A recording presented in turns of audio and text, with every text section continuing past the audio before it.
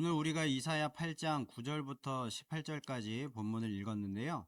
오늘 이사야 8장 전체 내용을 가지고 그렇게 설교를 하도록 하겠습니다. 여러분, 얼마 전에 아주 화제가 되었던 참교육이라는 드라마 보셨는지 모르겠습니다. 이 드라마는요, 현재 우리나라 공교육의 그런 현실의 문제들을 꼬집으면서 시원하게 참교육을 하는 그런 내용을 담고 있습니다. 자, 그런데 그 참교육의 진짜 목적이 무엇인가 보면요, 그런 어떤 징계를 하고 벌을 내리는 것 그 자체가 목적이 아니라 다시는 그런 같은 피해가 반복되지 않도록 하고, 그리고 참된 변화를 가져와서 그런 참된 교육의 현장이 참되게 그렇게 바르게 변화되는 것, 그것이 진짜 목적인 것이죠. 오늘 본문의 상황도요, 남유다 백성에게 신앙의 참교육이 필요한 상황이었던 것 같습니다. 왜냐하면 이 남유다 백성에게요, 말해도 안 듣고, 그리고 직접 매를 맞아도 안 듣고요, 반면 교사를 통해서 불신의 그 결과가 무엇인지를 그렇게 보여줘도 안 듣기 때문이었습니다. 오늘 본문의 배경은요, 북이스라엘과 아람 왕국의 연합군이 남유다를 위협하는 상황에서 주어진 예언의 말씀입니다. 자, 이때 아람에는 르신 왕이 있었고요, 북이스라엘에는 베가 왕이, 그리고 남유다에는 아하스 왕이 통치하고 있었습니다. 자, 그러니까 이때는요, 연도로 보면 주전 735년경이었습니다. 그리고 우리가 잘 알고 있듯이 북이스라엘 멸망은 722년이었죠. 그러니까요, 북이스라엘이 멸망을 불과 13년 정도 앞두고 있었던 그런 말세의 때였다는 것입니다. 자, 이때의 이 전쟁 상황과 결과를 간단히 말씀을 드리면요, 이 베가 왕과 르신 왕이 이제 동맹을 맺고 이 남유다의 아하스 왕에게 이 동맹에 가입을 해라 라고 요청을 합니다. 자, 그 이유는 무엇인가? 그 거대한 아수르 제국의 그 세력을 견제하기 위함이었습니다. 자, 그런데 이 남유다의 아하스 왕이요, 이 동맹 참여를 거절을 합니다. 자, 그러자 이 북이스라엘과 아람의 이 두 연합군 왕이요, 이 연합군을 이끌고 이제 예루살렘을 공격해 온 것이죠. 자, 이때에 이사야 선지자는 아하스에게 두려워하지 말고, 그 세상 나라들을 두려워하지 말고 오직 하나님만 두려워하고 하나님만 의지해라 라고 권고를 합니다. 자, 그런데 결국에 아하스는 어떻게 하는가? 이 이사야 선지자의 말을 듣지 않고요, 하나님을 의지하지 않고 강대국이었던 아수르를 의지하게 됩니다. 자, 그래서 아하스는요, 아수르 왕 디글라 빌레셀에게 원병을 요청을 했고요, 아수르가 이 전쟁에 개입을 하면서 결국 베가와 르신의 연합은요, 아수르의 압도적인 군사력에 이제 무너지게 되었습니다. 이 베가와 르신의 연합이 아수르에 의해서 무너진 뒤에 남유다는 아하스 왕이 직접 아수르 왕 디글랏 빌레셀에게 스스로 왕의 신복입니다 라고 자처를 하고요, 성전과 왕궁의 은금을 그들에게 바치면서 사실상 아수르의 종속국이 되어버리고 말았습니다.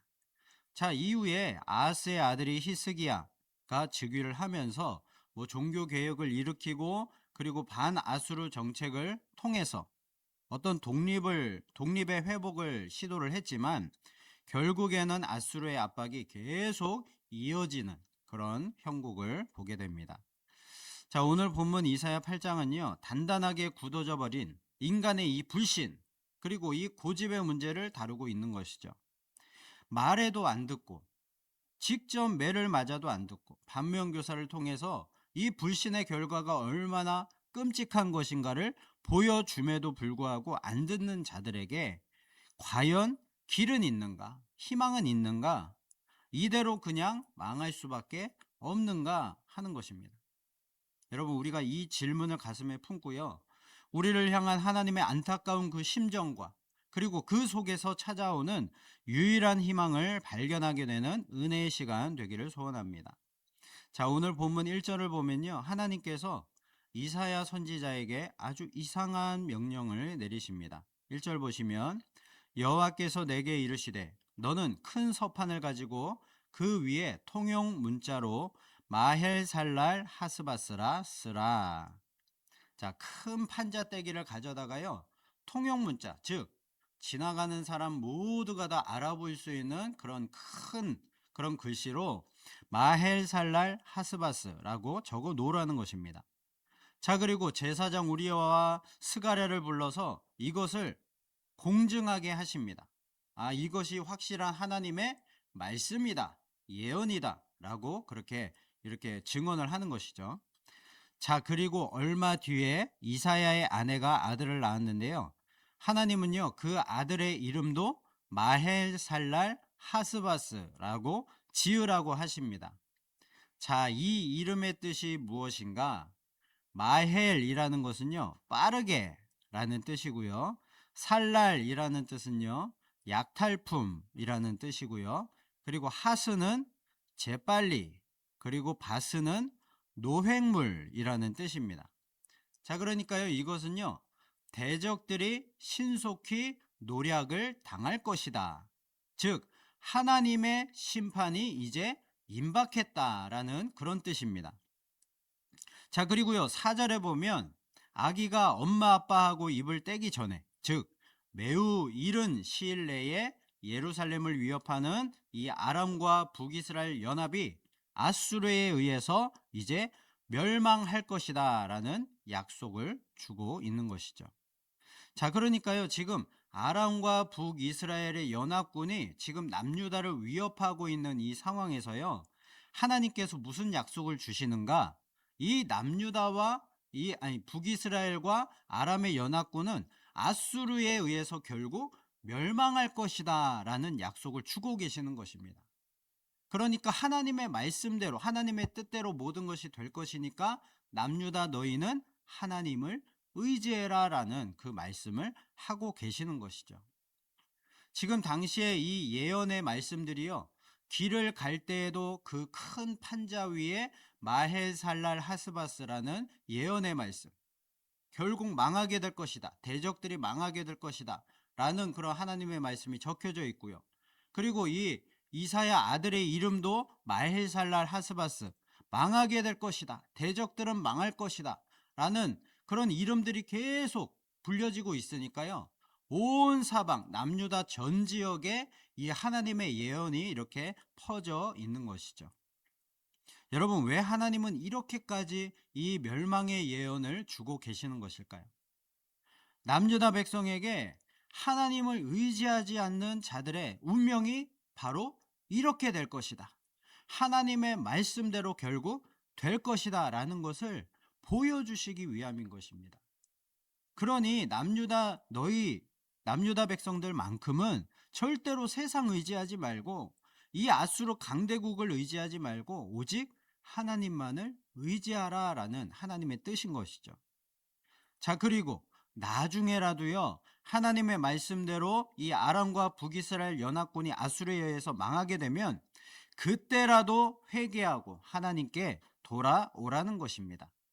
자, 그래서 하나님은요, 마헬살랄 하스바스라는 이 심판 판결문을 누구든지 보고 들을 수 있도록 2중, 3중으로 계시하시고 계시는 것이죠. 제발 하나님의 이 예언의 말씀을 보고 듣고 깨닫고 회개하여 하나님께 돌아오라는 것입니다. 여러분, 우리가 노아의 이 방주 이야기를 잘 알고 있죠.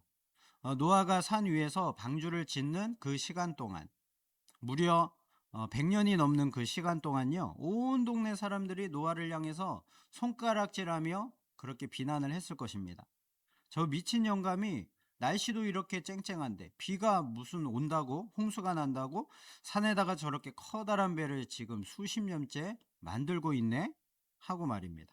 자, 그런데 여러분, 노아가 방주를 만들던 그 긴 세월 전체가 결국 무엇이었습니까? 그 글씨가 크게 쓰인 하나님의 살아있는 심판 경고 게시판이었습니다. 하나님의 심판이 곧 임할 것이다 라는 경고를요, 매일같이 그렇게 뚝딱거리는 망치 소리와 커다란 배의 모양으로 온 세상에 그렇게 경고판을 붙이고 있었던 것이죠. 오늘 하나님께서 이사야에게 큰 글씨로 판자에 쓰라 하시고요. 그리고 아이 이름까지 마엘살랄 하스바스라고 짓게 하신 그 이유도 똑같습니다. 눈을 뜨면 커다란 글씨가 보이고 또 동네를 지나가면 이 선지자 아들의 이름이 계속해서 불려지고 있는 그런 심판의 경고가 들리고 있는 것입니다. 그러므로 하나님은요, 절대로 기습적으로 벌을 내리셔서 멸망케 하시는 분이 아니십니다. 하나님은요, 그 벌 자체의 목적이 있는 것이 아니라 하나님의 백성들이 결국 회개하여 돌아오게 만드는 것이 목적이었기 때문에 언제나 미리 여러 번 경고하시고 우리에게 항상 회개할 기회들을 주고 계시는 것이죠. 자, 그렇다면 이 심판 경고를 들은 남유다는 어떻게 해야 되는 것입니까? 하나님의 말씀대로 이루어질 것을 믿고요. 하나님께 기도하면서 도우심을 구하고 하나님만을 더욱 의지해야 되는 것이 마땅한 것이죠. 그러나 그들은요, 하나님의 이러한 심판 경고에도 불구하고 결국에 어떻게 합니까? 하나님을 버리고 이 세상의 강대국 그 아수르를 의지하고 맙니다. 자, 6절 말씀을 보시면요. 이 백성이 천천히 흐르는 실로아 물을 버리고 르신과 르말리아의 아들을 기뻐하느니라. 자, 천천히 흐르는 실로아 물이라는 것은요, 예루살렘 성 안에 조용히 생명을 공급하는 샘물이었습니다. 그러니까 유다를 신실하게 지켜주시는 하나님의 은혜를 상징하는 것이죠. 자, 그리고 르신은 아람의 왕이죠. 그리고 르말리아의 아들은 북이스라엘의 베가 왕을 말하는 것입니다. 자, 그러니까요, 남유다 백성들은 하나님의 이 경고의 말씀에도 불구하고요, 지금 정신을 차리지 못하고 하나님의 그 은혜를 다 저버리고 결국에 강대국 아수르를 의지하여서 아람과 북이스라엘이 아수르에 무너지는 것을 보면서 기뻐하고만 있었다는 것입니다. 자, 그러나 나중에 어떻게 됩니까? 홍수가 목까지 차오르듯 아수르가 유다를 멸망 직전까지 몰아가면 그제서야 여호와 하나님이 그들의 유일한 생존 전략이자 수단이었구나 라는 것을 깨닫게 된다는 것이죠. 남유다는요, 북이스라엘이 망해가는 것을 그렇게 똑똑히 보면서도요, 깨닫지를 못했습니다. 하나님이 그 반면교사를 통해서 불신의 그 결과가 무엇인지를 그렇게 보여주셨는데 그것이 아무 소용이 없었다는 것입니다. 하나님이 그렇게 달래도 안 되고요, 경고해도 안 되고, 그렇게 채찍을 매를 때려도 안 되고, 옆 나라가 망하는 모습을 보여줘도 안 되는 것입니다. 그렇게 내 고집을 끝까지 꺾지 않는 것, 이것이 바로 인간의 그 불신의 무서운 정체인 것이죠. 여러분, 비가 많이 올 때 우리가 고속도로를 한번 운전해 간다고 생각을 해 보십시오. 그런데 앞에서 갑자기 이 비 때문에 미끄러져서 큰 사고가 났습니다. 그러면 우리는 그 모습을 보고 있다면요, 내가 운전해 가는데 그 빗속에 사고가 당한 모습을 보고 있다면 우리는 어떻게 해야 됩니까? 더 조심하고 속도를 줄이고 늦춰야 되는 것이죠. 그런데 그러지 않고 계속해서 속도를 더 올리는 운전자가 있다면 그 사람은 제정신이 아닌 것입니다. 안타깝게도 남유다가 꼭 그랬습니다. 피를 나눈 형제인 북이스라엘이 하나님을 버린 대가로 아수르에게 짓밟혀서 처참하게 망하는 것을 바로 곁에서 지켜보았습니다. 하나님께서 눈앞에서 그렇게 보여주셨는데도 불구하고요, 역사의 주관자가 누구이신지를 확실하게 보여주셨는데도 불구하고 이 남유다는 정신을 차리기는커녕 스스로 아수르의 속국이 되기를 자처하면서 아수르가 자신들을 지켜줄 것이다, 그렇게 믿었던 것이죠. 하나님이 매를 때려도 안 듣고요, 남이 매 맞는 걸 보고도 깨닫지를 못하니 결국 목까지 물이 차올라서 숨이 턱턱 막혀봐야 비로소 아수르가 아니라 하나님을 의지해야 되는 거였구나 하고 깨닫게 되는 것입니다. 여러분, 이렇게 매를 맞고 만신창이가 되어서야 깨닫는 것, 얼마나 어리석은 모습입니까? 저와 여러분의 인생 가운데는요, 매맞기 전에 항상 깨닫고 회개하고 주님께로 돌아오는 그 풍성한 은혜가 있기를 간절히 소원합니다. 자, 그렇다면요, 남유다는 이제 끝난 것입니까? 정말 길은 없는 것일까요? 이대로 남유다도 북이스라엘처럼 소망 없이 망해야만 하는 것일까요? 모두가 이제 공포에 질려 있습니다. 이 북이스라엘과 아람의 그 연합군이 지금 남유다로 막 내려오고 있는 것입니다. 자, 이러한 상황 가운데 이 남유다 땅에서 여러 가지 그런 어떤 분쟁이 일어났습니다. 이 아수르 강대국을 의지해야 된다. 아니다. 이 아프리카 쪽에 이집트 이 강대국을 의지해야 된다. 여러 가지 막 분분한 것입니다. 하나님을 의지해야 된다 이런 말은 전혀 없습니다. 이사야 선지자만이 하나님을 두려워해라 이렇게 외롭게 외치고 있었습니다. 자, 이런 혼란스러운 가운데 하나님께서 이사야 선지자에게 아주 놀라운 말씀을 주십니다. 12절과 13절 말씀 우리 함께 읽어보도록 하겠습니다. 시작.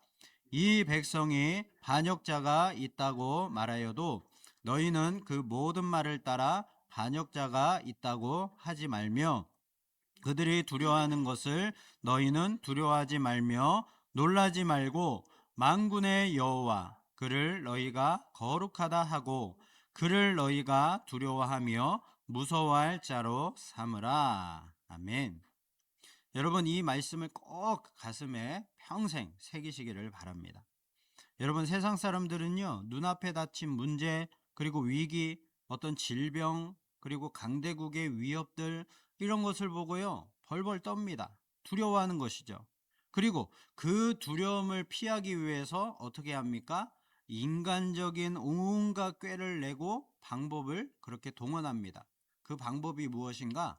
세상에 힘센 자를 찾는 것이죠. 이 문제와 위기를 해결해 줄 세상의 그 힘을 찾는 것입니다. 여러분, 지금도요, 우리가 이런 삶을 살아갈 때에 최근 몇 년간 우리의 삶을 돌이켜 보면요, 그 코로나 팬데믹이 있었고요. 그리고 정치적인 큰 위기가 또 있었고요. 또 얼마 전에는 중동 전쟁이 일어났고, 그리고 그 중동 전쟁 때문에 경제적인 세계적으로 뭐 우리나라뿐만이 아니라 세계적으로 경제적으로 큰 위기가 닥쳤습니다. 여러분, 이런 때 세상이 어떻게 움직이고 있습니까? 자꾸만 세상의 힘을 찾는 것입니다. 세상의 힘센 자들. 그래서 강대국을 의지하고요. 그 강대국이 나의 이 위기, 그리고 우리나라의 어려움, 이런 경제적인 위기들, 이런 것들을 해결해 줄 것이다 라고 믿는 것이죠. 그러나 하나님은요, 뭐라고 말씀을 하십니까? 이 이사야와 그의 제자들과 그리고 지금의 우리들에게 이렇게 말씀을 하시는 것입니다. 세상이 두려워하는 것을 너희가 두려워하지 말아라. 세상 사람들처럼 그렇게 세상 의지하고 힘센 자 찾고 그렇게 살지 말아라 하는 것입니다. 그러지 말고 너희가 진짜 두려워해야 할 분은 오직 만군의 여호와 하나님 한 분뿐이심을 믿으며 살라는 것입니다. 남유다처럼 강대국 아수르를 의지해봐야 소용이 없다는 것입니다. 결국에 이 남유다가 어떻게 되었습니까? 그 의지했던 강한 아수르에게 나중에 이용당하고 버림받게 되었습니다. 여러분, 그러므로 우리가 두려워해야 하고 의지해야 할 분은요, 오직 한 분, 신실하신 여호와 하나님 한 분뿐이십니다. 여러분, 이것이 주님이 우리에게 요구하시는 믿음인 것이죠. 여러분, 이 시간 우리의 삶을 돌아봤으면 좋겠습니다. 여러분, 우리가 삶을 살아갈 때 위기가 닥쳤을 때 우리는 과연 무엇을 의지했습니까? 가장 쉬운 예로 우리가 중병에 걸렸다고 한번 생각을 해보십시오. 그때 우리가 가장 먼저 해야 할 것이 무엇입니까? 병원을 찾는 것입니까? 나를 고쳐줄, 이 병을 고쳐줄 그런 사람을 의지하는 것입니까? 그게 아니라 가장 먼저 하나님 앞에 기도해야 되는 것이죠. 우리의 생사와 복을 주관하시는 하나님께 가장 먼저 내 병을 고쳐달라고 하나님께 도움을 요청하는 것이 마땅한 것입니다. 여러분, 그리고 우리가 그 경제적인 어떤 위기가 찾아왔을 때, 어려움을 겪게 되었을 때, 여러분, 이 세상 모든 만물의 주인이 되시는 하나님께 도와달라고 요구하는 것, 기도하는 것, 그것이 마땅한 것 아니겠습니까? 그런데 이런 경제적인 위기 해결해 줄 사람을 찾는다는 것, 그것은 세상 사람들과 다를 바 없는 행동인 것이죠. 그런데 과연 우리는 하나님을 믿는다고 하면서요, 실제 삶 속에서 이렇게 하나님을 찾고 하나님 의지하고 살고 있는가 하는 것입니다. 여러분, 우리가 진짜 두려워해야 할 분, 즉 만군의 여호와 하나님을 온전히 우리가 두려워하고 경외할 때에요, 세상의 모든 눈앞의 두려움들은 우리에게 더 이상 두려움의 대상이 되지 않을 줄로 믿습니다. 그러나 하나님을 두려워하지 않는 사람은요, 세상의 조그만 그 위기에도 두려움에도 벌벌 떨고 살아가는 것이죠. 하지만 하나님을 참으로 경외하고 두려워하는 사람은요, 세상에 큰 위기와 두려움이 닥칠지라도 임마누엘을 믿기 때문에 담대할 수 있는 것입니다. 하나님은요, 그를 경외하는 자에게 무엇이 되어 주신다고 하십니까? 14절 말씀입니다. 우리 함께 읽어보겠습니다. 시작. 그가 성소가 되시리라. 그러나 이스라엘의 두 집에는 걸림돌과 걸려 넘어지는 반석이 되실 것이며 예루살렘 주민에게는 함정과 올무가 되시리니. 아멘. 성소가 무엇입니까? 하나님의 임재가 있는 곳이죠. 그래서 하나님께서 우리의 성소가 되어 주신다. 가장 안전한 피난처가 되어 주신다. 하나님이 우리와 함께 하셔서 지켜 주신다라는 것입니다. 거룩하신 하나님께 복종하며 하나님만을 두려워하고 의지하는 자에게만 하나님은 성소가 되셔서 임마누엘 하신다는 뜻입니다. 하지만 끝까지 하나님을 거부하고 자기 고집대로 살아가는 자들에게 하나님은 도리어 무엇이 되신다고 하십니까? 이 이스라엘 두 집에게는요, 걸림돌, 함정과 올무가 되신다는 것이죠. 이스라엘의 두 집이 어디입니까? 북이스라엘과 남유다이죠. 이 북이스라엘과 남유다가 계속해서 하나님 거부하고 하나님 믿지 않으니까요, 하나님을 의지하지 않으니까 결국에는 그들 스스로 걸림돌이 되고 함정과 올무가 된다는 것이죠. 여러분, 우리 하나님은요, 영원토록 신실하신 분이십니다. 여러분, 하나님의 신실하심이란 약속을 끝까지 반드시 성실하게 지키신다는 뜻입니다. 그러므로 하나님의 그 신실하심은 하나님을 의지하는 자에게는 환난 날에 가장 안전한 구원의 성소가 되시지만 불신으로 끝까지 버티는 자에게는요, 반드시 심판의 걸림돌이 되고 마는 것이죠. 여러분, 다윗과 골리앗의 그 싸움을 생각해 보시기를 바랍니다. 엘라 골짜기에 블레셋의 장수 칼과 창을 든 거인 골리앗이 나타났습니다. 그의 키는 거의 3m에 가까웠고요, 들고 있는 칼과 창이 어마무시했습니다. 그래서 골리앗이 하나님과 이스라엘 군대를 모욕하는데도 불구하고요, 사울 왕을 비롯해서 이스라엘의 모든 장수와 군사들이 벌벌 떨고 있을 뿐, 그 앞에서 아무것도 하지를 못했습니다. 그들의 눈에는요, 골리앗의 엄청난 키와 무시무시한 칼과 창만 보였기 때문이죠. 자, 그런데 다윗은요, 골리앗 앞에서도 전혀 두려워하지 않고 떨질 않았습니다. 왜 그럴까요? 다윗의 마음속에는 골리앗과는 비교도 할 수 없이 크고 두려우신 만군의 여호와 하나님이 계셨기 때문입니다. 다윗에게는 하나님이 다윗의 성소가 되어주셔서 임마누엘을 믿을 수가 있었던 것이죠. 하나님을 참으로 두려워하고 경외하는 다윗의 눈에는요, 전쟁에서 하나님의 이름을 모욕하는 장수 골리앗이요, 하나님의 이름도 모르는 하찮은 그런 하찮은 이방인으로밖에 보이지 않았던 것입니다. 그래서 다윗이 이 골리앗을 향하여 뭐라고 외칩니까? 너는 칼과 창과 단창으로 내게 나아오거니와 나는 네가 모욕하는 만군의 여호와의 하나님으로 너에게 나아가노라. 여러분, 이것이 바로 우리가 가져야 할 하나님을 향한 두려움과 경외함인 것이죠. 여러분, 세상의 소문들과 그리고 경제적인 위기, 또한 사람들의 위협들, 이런 것들을 절대로 두려워할 필요가 없습니다. 우리가 진짜로 두려워해야 할 분은요, 오직 우주 만물의 주인이신 만군의 여호와 하나님 한 분이십니다. 우리가 진짜 두려워할 분을 마땅히 두려워할 때에 세상의 모든 문제는 감히 나를 삼키지 못하고요, 믿는 자들이 그 문제를 뛰어넘게 될 것입니다. 그래서 하나님을 경외하는 자들은요, 세상이 절대로 감당치 못하는 것이죠. 자, 그런데 하나님께서 이사야 선지자에게 뜻밖의 한 말씀을 하십니다. 자, 16절 말씀 함께 읽어보겠습니다. 시작. 너는 증거의 말씀을 싸매며 율법을 내 제자들 가운데에서 봉함하라. 여러분, 하나님께서 지금 말씀을 봉함하라, 즉 두루마리에 적힌 하나님의 말씀을 묶어서 완전히 어떤 함에 상자에 넣어서 그렇게 봉해버리라고 말씀을 하시는 것입니다. 지금 남유다 백성이요, 하나님의 말씀 경고를 듣지 않는 상황입니다. 자, 그렇다면 말씀을 계속해서 전하고 경고의 말씀을 계속해서 알려야만 하는데, 왜 하나님은 하나님은 이렇게 말씀을 아예 봉해버리라라고 말씀을 하신 것일까요? 자, 그 이유는요, 유다가 희망이 없기 때문입니다. 말해줘도 계속해서 안 들었기 때문입니다. 선지자를 통해 하나님의 약속과 경고를 계속해서 주셨음에도 아하스 왕이 지금 계속해서 무시했기 때문입니다. 그리고 유다 백성들 역시도요, 이사야와 그의 아들들의 이름을 통해서 주신 이 징조를 거절하고 무당과 마술사들에게 귀를 기울였기 때문이었습니다.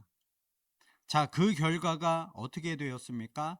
21절과 22절 말씀입니다. 우리 함께 읽어보도록 하겠습니다. 시작.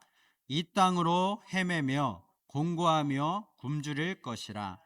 그가 굶주릴 때에 격분하여 자기의 왕과 자기의 하나님을 저주할 것이며, 위를 쳐다보거나 땅을 굽어보아도 환난과 흑암과 고통의 흑암뿐이리니 그들이 심한 흑암 가운데로 쫓겨 들어가리라. 아멘. 빛이신 하나님의 말씀을 버리고 세상의 그런 것들을, 세상의 어떤 권력들을 쫓아간 사람들의 그 결말, 끝은 무엇입니까? 고통과 굶주림, 심한 흑암뿐이었다는 것입니다. 아무리 사방을 둘러보아도요, 온통 고통이고 굶주림이고 사방이 어둠뿐이었다는 것입니다. 희망이 보이지 않았다라는 것이죠. 여러분, 왜 이렇게 된 것입니까? 하나님의 그 말씀을 듣지 않았기 때문입니다. 그 경고를 듣지 않았기 때문입니다. 아모스 8장 11절 말씀 함께 읽어보겠습니다. 시작.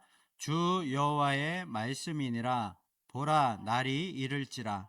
내가 기근을 땅에 보내리니 양식이 없어 주림이 아니며 물이 없어 가람이 아니요 여호와의 말씀을 듣지 못한 기갈이라. 아멘. 여기서 날이 이를지라, 심판의 날을 말하는 것이죠. 그런데 심판의 날이 이르게 된 그 원인이 무엇인가? 그들의 땅이 뭐 경제적으로 풍족하지 않아서가 아니고요, 어떤 힘이 없어서가 아니고요, 결국에 하나님의 말씀을 듣지 않고 하나님의 말씀을 따르지 않고 하나님을 의지하지 않았기 때문에, 그 말씀의 기갈 때문에 일어난 결과라는 것입니다.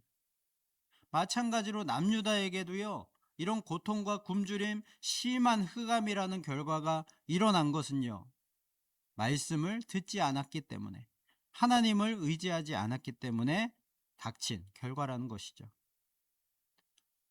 여러분, 누가복음 15장에 우리가 잘 아는 탕자 이야기가 나오는데요, 이 둘째 아들이 아버지를 찾아와서 자기 유산을 미리 달라고 떼를 씁니다. 그런데 이 유산을 달라는 것은요, 미리 달라는 것은요, 아버지에게 심각한 폐륜과도 같은 것입니다.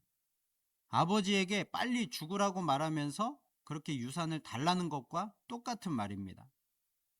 그래서요, 이 아버지는요, 이 둘째 아들이 유산을 갖고 나갔을 때 반드시 그것으로 뭐 성공하는 것이 아니라 다 탕진하고 결국에는 거지처럼 살아갈 것을 알고 있었기 때문에요, 계속해서 이 아들을 설득합니다.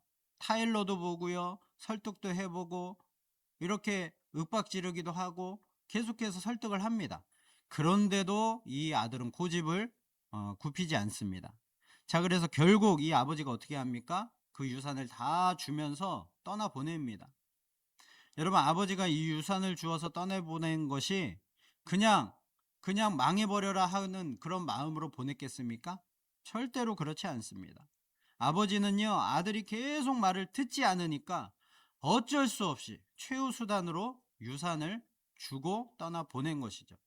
그 유산을 주고 떠나 보내면서도 어떤 마음을 가졌겠습니까? 아들이 깨닫고 돌아오기만을, 집으로 다시 돌아오기만을 그렇게 소원했던 것이죠. 자, 그래서 아버지는요, 대문을 열어둔 채로 매일 언덕에 올라서 그 길을 바라보면서 아들을 하염없이 그렇게 기다리고 있었던 것입니다. 여러분, 오늘 하나님이 이사야에게 말씀을 봉함하라 하신 그 심정이요, 바로 탕자를 기다리는 아버지의 심정과 같은 것입니다.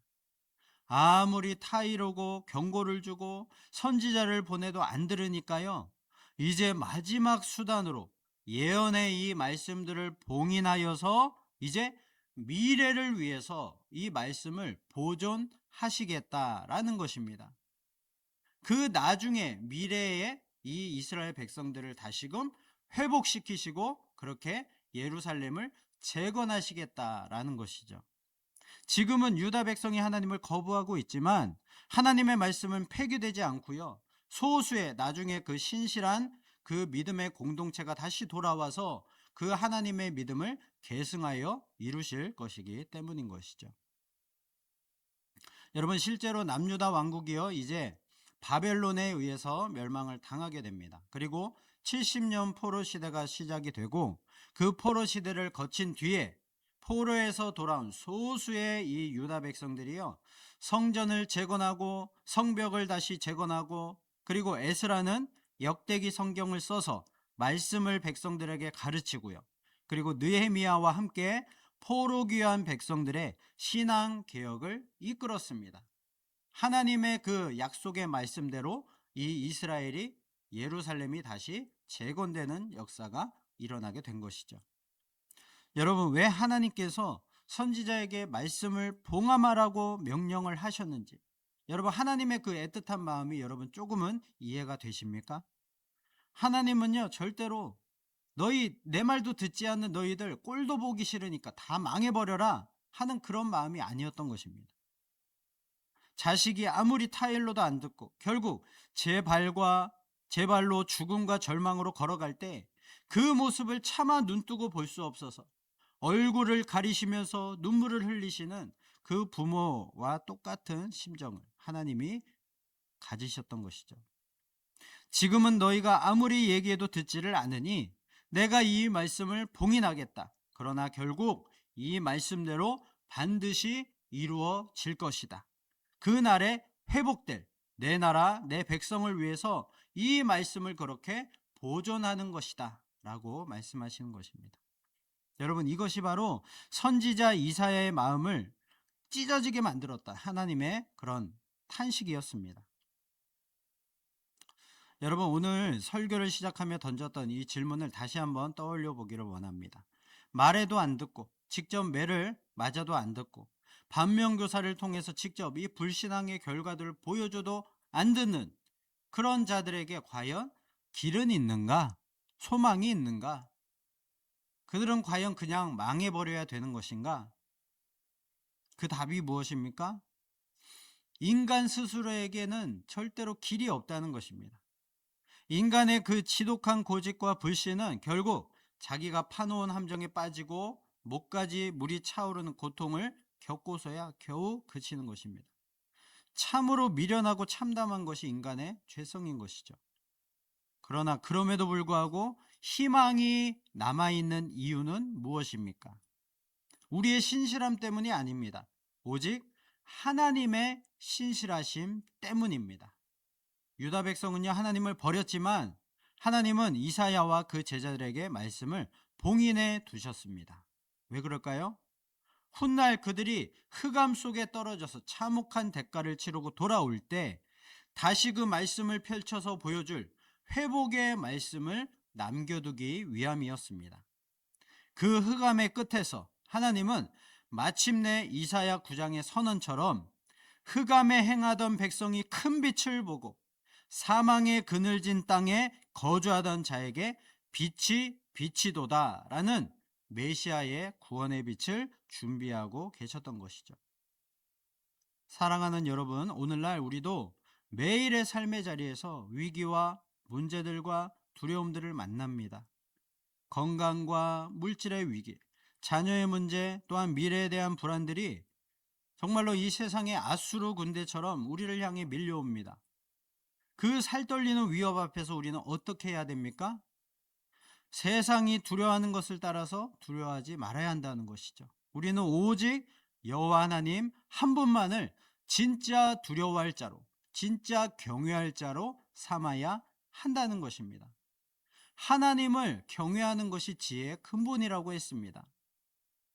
하나님은 그를 두려워하는 자에게 세상이 침범할 수 없는 안전한 성소가 되어 주실 것입니다. 그리고요, 우리가 매를 맞고서야 돌아서는 미련한 자가 되지 말고요, 지금 당장 말씀 앞에 납작 엎드리는 겸손한 자가 되기를 소원합니다. 하나님의 말씀이 봉인되기 전에 은혜의 문이 아직 열려 있을 때 실로아의 그 잔잔한 은혜의 물가로 나아오라는 것이죠. 내 고집을 꺾고 내 불신을 십자가 앞에 내려 놓아야 하는 것입니다. 우리가 아무리 말 안 듣는 고집불통일지라도 끝까지 포기하지 않으시고 징계해서라도 당신의 백성 만들어 가시는 그 신실하신 하나님의 사랑이 오늘 이 시간에도 우리를 향해 손을 내밀고 계십니다. 그 신실하신 하나님만을 온전히 경외하고 세상의 모든 어려움과 두려움을 이기고 참된 평안과 구원의 성소의 은혜를 풍성히 누리며 살아가는 저와 여러분 다 되실 수 있기를 예수 그리스도의 이름으로 축원합니다.